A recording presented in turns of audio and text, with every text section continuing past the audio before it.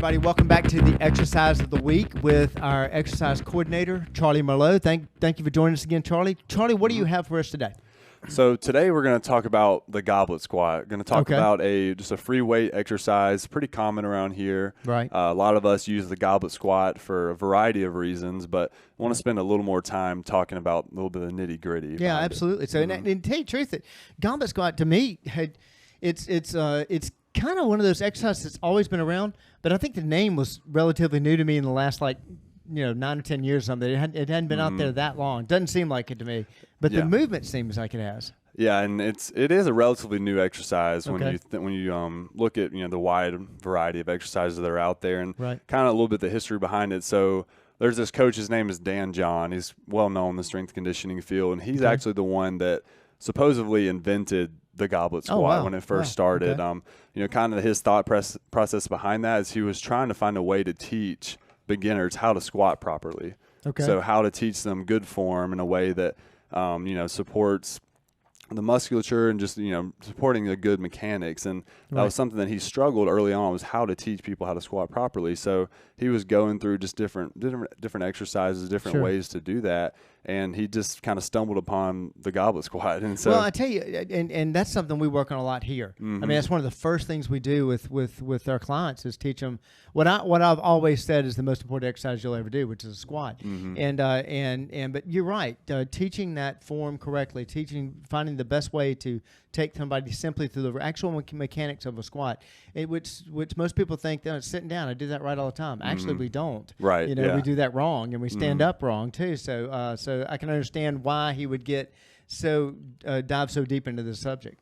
Yeah, and to give a little bit of background for those who don't know what a goblet squat is, right? So definitely. A goblet squat, all it is you're doing a squat, but you're holding an object in the front of your body. So what that does, it could be a dumbbell, it could be a kettlebell, it could be some other object. It really doesn't matter. As long as you have something you're holding in the front of your body to use as a counterbalance as you go down into the squat. So what that's going to allow you to do is to get deeper range of motion while still maintaining good form. Sure. And a lot of times, we've seen it where people, they don't squat properly. Most of their lives, they're taught to do it the wrong way. Exactly. And, the first thing they do when they go to stand up, their hips shoot up first rather than they're keeping their chest tall.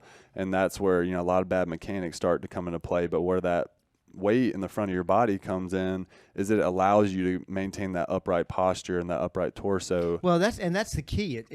What you said a minute ago. The key to it all is the counterbalance. Yes. Yep. That basically your weight is in one area and you want it to end up in another area. And so by transferring that weight back, you've got a couple of different ways of doing that. You can either push the weight back and then counterbalance with it, or you can slide the knees forward. You're going to counterbalance that way, which is going to put damage on the knees. So we have a video of it. So yeah, we actually do. So I'm going to go through and I'm going to show this video, kind of break down the form a little bit. Fantastic. Today, we're going to be covering the goblet squat. Start off with about a shoulder width stance, brace your core, and begin to descend. A good goal is to aim for hitting at least parallel depth to the floor or lower if you are able to. This is a great exercise to be used as the main movement in the beginning of the workout or as a finisher at the end. Make sure to hit us up with any questions. Awesome. Now you can probably see in that video, you can see the counterbalancing going on and what have you, and how the mechanics of it. Go on a little more into the mechanics and talk a little more about it if you want. Yeah, so let's talk about some benefits. Why would this be good for someone? What's the purpose in doing it? And the one I like to start off with is great for all training ages. So whether you're an advanced, whether you're a beginner, it's good to start off teaching, the squat form, but also it's something that I personally still use to this day, and I've been training for a very long time. I know Hunter, Josh, we all use it, all of us who train, because it's not only great you could use it for a warm-up, you could use it for a main exercise, or you could also use it for a finisher, which is I love it as a finisher. Yeah, that's my personal favorite way to use it, just to really do a lot of reps. Is a great way just to get a good pump in your legs and, again, reinforce that squat pattern. And so that's my personal favorite way to use it, is just a finisher for my leg day. Well, typically you'll see this in these weekly exercises that you'll go a lot to the athletes, and of course I'll pull back on the seniors. And the thing I found out about it when I was trying to get my senior clients to squat correctly, because so many of them going knees over toes. And you're when you do that knee over toe, you're pushing, you're basically creating a shearing force on that knee, which is bad. And what allowed them to actually push their hips back and lean forward was that counterbalance, was having that weight out in front of them. And they couldn't believe how they could actually sit down. And that's why I'm a huge fan of it. And I think the practicality of using it with seniors for that reason is fantastic. So yeah, so kind of going off of what you just said, so with the athletes, the goblet squat is the first squat exercise that we teach, mainly because to reinforce that squat form. But if they don't have any experience with a barbell, we start them off there before we we make them earn the right to use a barbell, if that makes sense. Because with a barbell, the weight's on your back, so because that weight is shifted behind you, it's a lot easier for your chest to fold down, and that's just, you wouldn't want them to get in that position if they're not experienced. So, and that's what gives the squat a bad rap. Yeah, because people doing it wrong and therefore hurting themselves. Actually, a very safe exercise. I like the way you do that, where y'all let everybody graduate. It's a graduate, and they're excited to do it. When they get to the point where they're like, all right, like I've earned my right to use the barbell, to use the trap bar. It's a sense of accomplishment for them, because they know, okay, I've made it through this progression. I can see where I've made gains. I can see where I've gotten better, and so that's something that we use for our athletes. Now on the other side of things, as I've grown in my profession, I've realized a barbell isn't the answer to everything, in that way, because I grew up. Was tough to get it was very hard for me. But strength conditioning is my background, sports, the weight room, and so everybody loves the sling steel in the weight room, especially in the football environment, just because there's a lot of testosterone and things like that going on. Of course.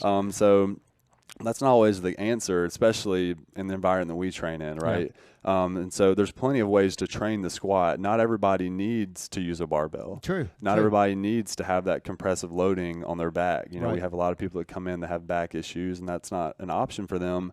And they think, well, I can't squat anymore because I can't use a barbell. They come in saying, the doctor told me I can't squat anymore. I have a CrossFit background. I can't do squats anymore. And so that's not the case. There's plenty of ways to do it, and I think the goblet squat is an excellent substitute for that. I think it's a very safe way of doing it, and it's a safe way of conducting the exercise, because what I love about it is you use it as a beginner exercise, easy to teach the form that way. The weight actually helps you counterbalance, but it's one that can stay with you for life. No matter where you're going as far as your training is concerned. So fantastic pick for that. That's great. So and if I'm trying to get a quick workout in, like a hotel workout, goblet squat is automatically in the rotation. It's one of those go-to exercises no matter where I'm at. It's usually something that's easily accessible, and so that's one of my personal favorites. And again, I was going to say muscles that it targets, talk a little bit about that. Yeah, definitely. So obviously, legs, quads, glutes.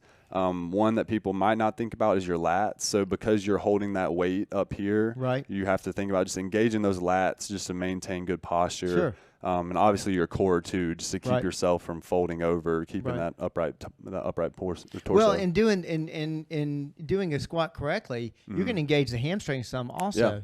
Basically to get into the right form. And I always say that's what I like about the goblet squat. It's a good example of this. People doing a squat and during the exercise feeling their glutes for the first time. They really feel it. And if they feel their glutes and they feel their hamstrings, most likely they're on the right track. Yeah, most definitely. So like a few tips that I like to use going into the goblet squat. So, some people, they can't get full range of motion in their squat. Some people are like, I want to see your butt touch your ankles, and it's like, that's not realistic for everybody, right? Not everybody has. At least not at the beginning, too. Right, at least not in the beginning. Not everybody has that range of motion readily available. You have to build up to that. So something that I like to use as a tactile visual cue, if you will, is a box squat. So having someone, sit down all the way to a box, and that just gives them at least an idea, or this is how low I need to go. And over time, you can progress that by lowering the box by a few inches until, they get to, at least ideally, I'd like to see someone get to parallel. 90 degrees is kind of where I'd like to see someone go. And if they can go lower than that, great. But if not, it's not the end of the world. No, definitely not. And no matter what they do, if they progress forward, if they're engaging the hips the right way, they're engaging the right muscles or whatever,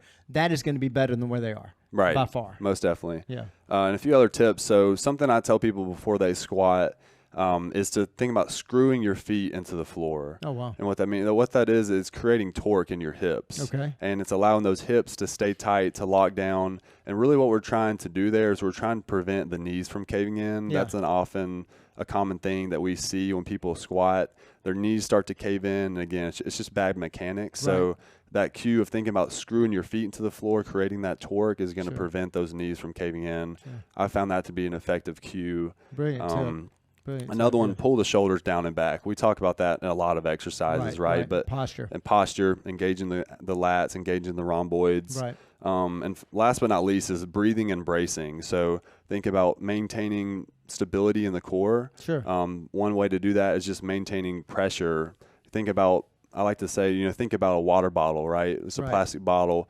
If you have the lid on that squeezed tight, it's compressed with air. If you try to smash it down, it's not going to compress. But if you take the lid off and you try to smash it down, it's going to fold like a wet noodle because there's no compression in there. So same way with your body, keep a little bit of air in your abdomen as you squat, and that's going to keep you from being compressed. Sure, exactly. Give you a little more rigidity, and also it even helps in your posture and whatever, maintaining that form like you're talking about. So goblet squat, fantastic exercise. Give it a shot. Hey, if you have any questions about that though, feel free to call up here at Personal Edge Fitness 251-341-0927. Reach out to Charlie at personaledgefitness.com. I'm sure they'd be more than glad to answer those questions. And this is just one more exercise, one more way we help you reach your level of wellness. Now we'll see you next time.